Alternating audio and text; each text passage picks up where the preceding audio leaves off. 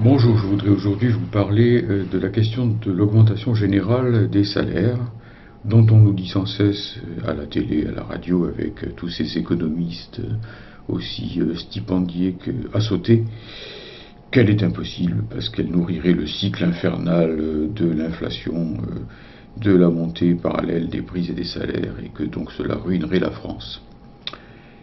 Alors, il y a là évidemment plusieurs graves sophismes. Le premier d'entre eux tient au fait qu'on nous dit, voilà, si les entreprises augmentent les salaires, elles vont forcément augmenter les prix. Et oui, si elles ne touchent pas, en effet, au profit, au sacro-saint profit des actionnaires, aux dividendes et à d'autres choses comme les stock options et ainsi de suite, évidemment, oui, là, elles seront amenées à augmenter les prix pour se rattraper.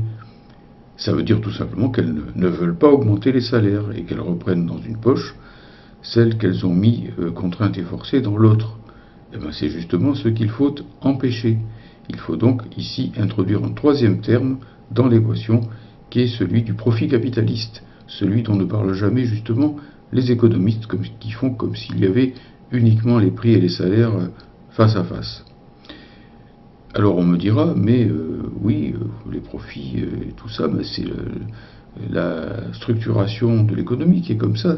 Charbonnier est maître chez lui, l'État ne peut pas imposer au patron ceci ou cela. C'est les patrons qui décident. Bon, eh bien ici, petite expérience que j'ai eue lorsque j'étais moi-même lycéen et que j'ai assisté, et un peu plus que ça, au grand mouvement de mai 68. Eh bien, il y a eu jusqu'à 10 millions de travailleurs en grève à cette époque-là, et les patrons, eh bien, ont été contraints et forcés, y compris Pompidou, qui dirigeait alors le pays, les y a un petit peu forcés, à négocier et à augmenter de façon extrêmement importante le SMIC et les salaires, si bien que le pays n'a pas été ruiné. Certes, les patrons ont tenté de se rattraper en augmentant les prix, il y a eu de l'inflation, mais les travailleurs ne sont pas restés les deux pieds dans le même sabot, ils ont eux-mêmes lutté, et pour finir, le pouvoir d'achat sur la décennie qui a suivi mai 68 a augmenté. Et ce sont les capitalistes plutôt qui ont payé la note, ce qui est tout à fait normal à l'issue d'une grève où ils ont failli perdre le pouvoir économique et politique. Du reste, si l'on veut que les capitalistes n'aient pas le pouvoir dans les entreprises, eh bien, il faut que le pouvoir politique lui-même fasse pour cela ce qu'il faut. Et qu'au lieu de dire comme Jospin quand il est arrivé au pouvoir, l'État ne peut pas tout, hein, et donc de laisser par exemple Renault licencier les ouvriers de Vilvoorde en Belgique, comme l'a fait Jospin à l'époque, eh bien, il faut faire en sorte que les grandes entreprises soient nationalisées et qu'elles le soient sans indemnité pour leurs grands actionnaires, parce que sinon, eh bien, le profit capitaliste et l'exploitation capitaliste ne fait que se promener, se déplacer, et non pas qu'être contrôlé, jugulé, voire éliminé, pour le profit de toute la société, pour que les fruits du travail aillent à la nation et aux travailleurs. Donc voilà, il faut poser ici la question de la nationalisation démocratique des grandes entreprises. Alors on me dira, oui mais il y a des grandes entreprises et il y a des petites entreprises qui ne peuvent pas augmenter les salaires sans couler. Eh bien je réponds, mais là aussi c'est l'État et c'est également le patronat qui doit mettre en place des mécanismes internes à leur propre classe qui feraient que les grandes entreprises, par une sorte de péréquation, paieraient plus que les petites pour l'augmentation des salaires. Nous, les prolétaires, on ne veut pas savoir, au fond, d'où vient l'argent. Ce qu'on veut, c'est qu'il y ait un peu plus de pépettes dans la poche. Ce qu'on veut, c'est que notre travail ne soit pas sans arrêt spolié. Ce qu'on veut, c'est qu'on ne travaille pas pour payer l'essence et pour avoir le droit de retravailler le lendemain sans pouvoir en rien jouir des fruits du travail et sans être jamais certain de pouvoir ne serait-ce que boucler les frais élémentaires de nourriture, de logement, d'électricité, d'eau, etc. Alors, arrangez-vous entre vous, messieurs les capitalistes. À la limite, ça ne nous regarde pas, ou tout au moins, l'État doit faire le nécessaire, et si c'était un État ouvrier, c'est ce qu'il ferait, pour que les grandes boîtes qui font beaucoup de profit paient pour les petites qu'elles écrasent et qu'elles obligent à jouer le rôle de sous-traitants. Et de ce fait, nous pourrions même effectivement ici avoir l'appui, le soutien de toute une série d'artisans, de petits paysans, de petits patrons et ainsi de suite, qui ne sont pas ravis d'exploiter les gens, qui préféreraient ne pas les exploiter, qui viennent eux-mêmes souvent des rangs du prolétariat, et qui pourraient ainsi débourser ce qui est nécessaire pour que leurs ouvriers se portent mieux, et que, au fond, les boîtes se portent mieux aussi, parce qu'il y aurait plus de consommation, il y aurait plus de débouchés, et par conséquent, on ne serait pas toujours à la veille de couler les plombs, en quelque sorte. Voilà donc un deuxième aspect. Et puis un troisième aspect aussi, c'est que jusqu'en 1983, il existait ce qu'on appelait l'échelle mobile des salaires et des prix. C'est-à-dire, on dit aussi, l'indexation des salaires sur les prix. Les retraites étant elles-mêmes indexées sur les salaires. Et qui a supprimé ça? Qui a supprimé ça? Eh bien, c'est le gouvernement Mitterrand, en 1983. Jacques Delors, le futur président de la Commission européenne, étant alors ministre de l'économie et des finances, et Anicet Le Pors, membre du PCF, étant ministre de la fonction publique. C'est à cette époque-là qu'a été supprimée effectivement l'indexation des salaires sur les prix, contre la volonté de la totalité des syndicats, soit dit en passant.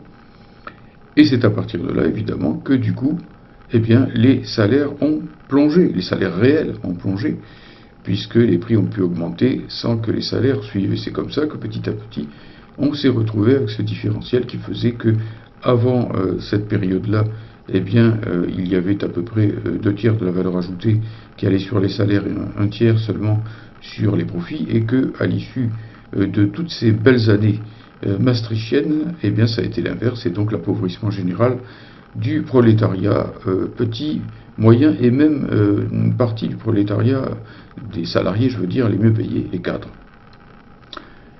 Pourquoi ce tournant de la rigueur, au fait? Eh bien, ce tournant de la rigueur, c'est l'autre nom de l'arrimage du franc, la monnaie française de l'époque, sur le mark, le Deutschmark, qui était beaucoup plus élevé. Et pourquoi cet arrimage? Eh bien, ça s'appelait donc la politique du Francfort, hein, ou même, je dirais, de Francfort en réalité, cette politique qui a amené tout simplement à la création de l'euro, de la monnaie unique européenne, aux conditions allemandes, puisqu'en fait l'euro c'est le mark, et que donc l'euro c'était un moyen d'arrimer toute l'économie française avec des dégâts énormes sur notre industrie, sur nos salaires et sur nos services publics, sur cette monnaie unique européenne qui, comme on sait, est régie en longue durée par des dispositifs d'austérité, qui est dirigée par la Banque Centrale Européenne, sur laquelle les États n'ont statutairement aucun pouvoir, et par conséquent qui est dirigée, disons les choses claires et nettes, par le grand capital continental. Par conséquent, on le voit bien, la destruction du pouvoir d'achat est directement liée à l'euro, cet euro que la fausse gauche et la fausse extrême gauche ne veulent surtout pas remettre en cause. Vache sacrée, tabou. Vive l'Europe sociale, vive l'euro au service des services publics, vive même, comme disait Fabien Roussel, la BCE au service de la santé publique, de l'éducation et ainsi de suite. Et bien entendu, un jour ou l'autre, on nous dira vive l'OTAN au service de la paix et de tous les bisounours de la Terre. Bon, trêve de mensonges, trêve de mythologie pour enfants sages et de contes de fées. En réalité, eh bien, cette désindexation des salaires sur les prix a été bel et bien un des éléments de la construction maastrichtienne du pays. 1984, ça prélude à l'acte unique européen 1986 et au traité de Maastricht de 92 avec son économie ouverte sur le monde, l'économie de marché ouverte sur le monde où la concurrence est libre et non faussée. CQFD, la mise en place de l'euro, c'est la destruction des salaires, des services publics et au passage du produire en France. Délocalisation, privatisation, déprotection, là voilà la construction européenne que certains nous disent qu'on peut amender. Je leur souhaite bien du plaisir, mais je souhaite surtout aux travailleurs de ne pas seulement, à l'occasion de cette vidéo, réclamer l'augmentation générale des salaires et des prix, il le faut naturellement, le blocage des prix, il le faut naturellement, mais il leur faut aussi demander, absolument exiger la réindexation des salaires sur les prix, la remise en place de l'échelle mobile. Et si la fausse gauche et une partie de la fausse extrême gauche ne veulent pas aller jusque-là, c'est parce que les intérêts et les besoins des travailleurs passent après, tout simplement, la vache sacrée de la monnaie unique européenne, de la politique unique européenne, de la marche à l'Europe fédérale, du saut fédéral européen, et ainsi de suite. Alors, en clair, résumons-nous, si l'on veut effectivement défendre le pouvoir d'achat des travailleurs, n'ayons pas peur de réclamer, s'il le faut, la sortie de l'euro, cette monnaie qui n'est qu'un dispositif austéritaire continental, de l'Union européenne, cette prison des peuples qui est de plus en plus dangereuse pour la démocratie, pour les acquis sociaux et pour la paix, de l'OTAN qui nous mène à une troisième guerre mondiale, et exigeons aussi la nationalisation des secteurs clés de notre économie. C'est-à-dire, au fond, n'ayons pas peur de combattre le grand capital et de s'opposer à lui projet contre projet, ce qui implique effectivement de remettre en place un véritable parti communiste luttant pour une société socialiste. Merci de votre écoute et bonne lutte. Ne nous laissons pas endormir.